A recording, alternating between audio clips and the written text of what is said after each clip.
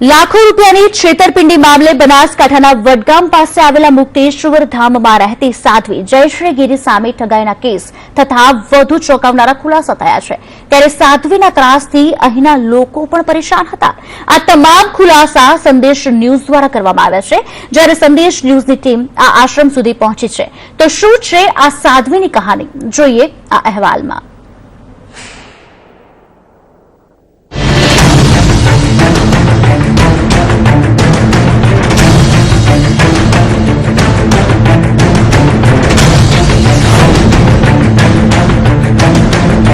સાધ્વીના આશ્રમમાં જતા ગામના લોકો પણ ડરે છે।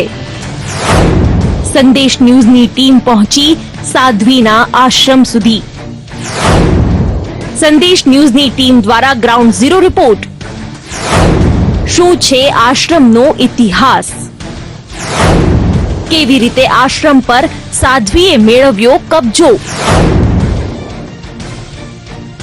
આ છે બનાસકાંઠાનો વડનગર પાસેનો સાધ્વી જયશ્રી ગીરીનો આશ્રમ।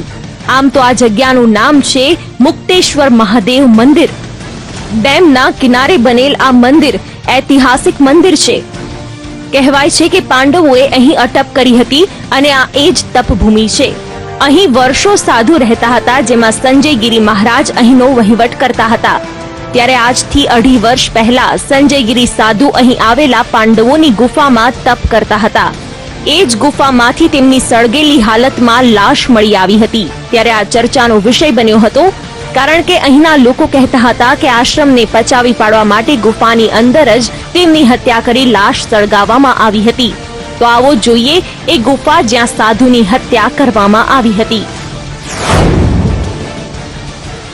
साध्वी नो आश्रम से ते आश्रम ऊपर पहला संजय गिरी महाराज रहता था। जो कि संजय गिरी महाराज रहता था, तेमनी आ गुफा में लाश मળી આવી હતી। आप જોઈ શકો છો પાંડવોની ગુફા કહેવામાં આવે છે। આ ગુફાની અંદર તપ કરવા બેઠા હતા, ત્યારે શંકબદ્ધ હાલતમાં તેમની લાશ મળી આવી હતી। જો કે તેમની હત્યા થઈ હતી કે અન્ય કોઈ કારણસર તેમનું મોત થયું હતું, તે એક સવાલ હજુ પણ અકબંધ છે। ત્યારે સવાલ એ થાય છે કે પહેલા અહીંયા જે મુનિ રહેતા હતા તેમની હત્યા કોણે કરી।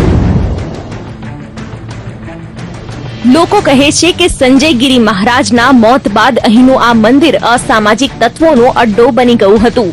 અહીં કેટલાક અસામાજિક તત્વો આવતા હતા। લોકો કહે છે કે રાજન બારોટ અહીં આવી રહેતો હતો અને અહીંથી જ તે નેટવર્ક ચલાવતો હતો। જો કે હાલ ત્યાં એક સ્કોર્પિયો કાર પડેલી છે, જે રાજન બારોટની છે।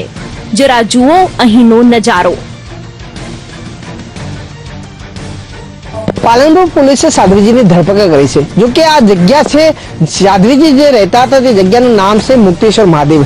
आ मुक्तेश्वर महादेव ની જગ્યા છે એ પુરાની જગ્યા છે, પાંડવ વખતની આ જગ્યા છે અને આ જગ્યા ઉપર આશ્રમ બનાવી અને સાધ્વીજી રહેતા હતા। જો કે સાધ્વીજી અહીં રહેતા હતા ત્યારે કેટલાક ગુનાહિત ધરાવતા લોકો અહીં આવતા હોવાનું જાણવા મળે છે।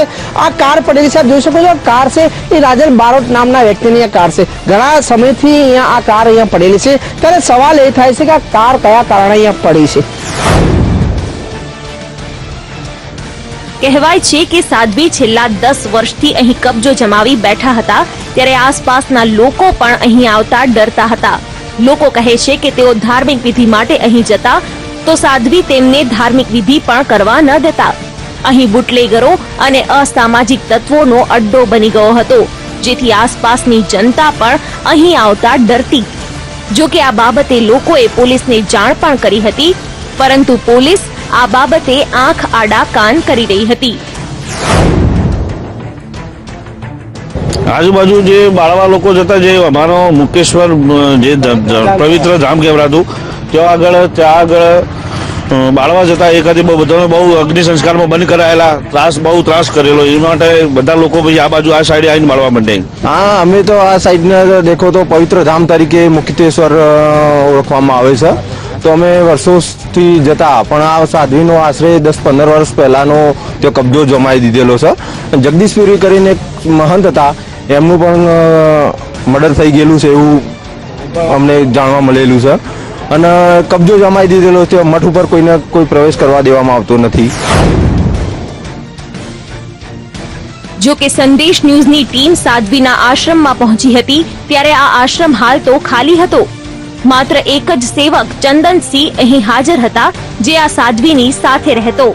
જો કે સંદેશ ન્યૂઝની ટીમે જ્યારે આ સેવક સાથે વાત કરી તો તેમણે ખુદ કહી દીધું કે અહીં રાજન બારોટ આવતો હતો અને બહાર પડેલી કાર પણ રાજન બારોટની જ છે.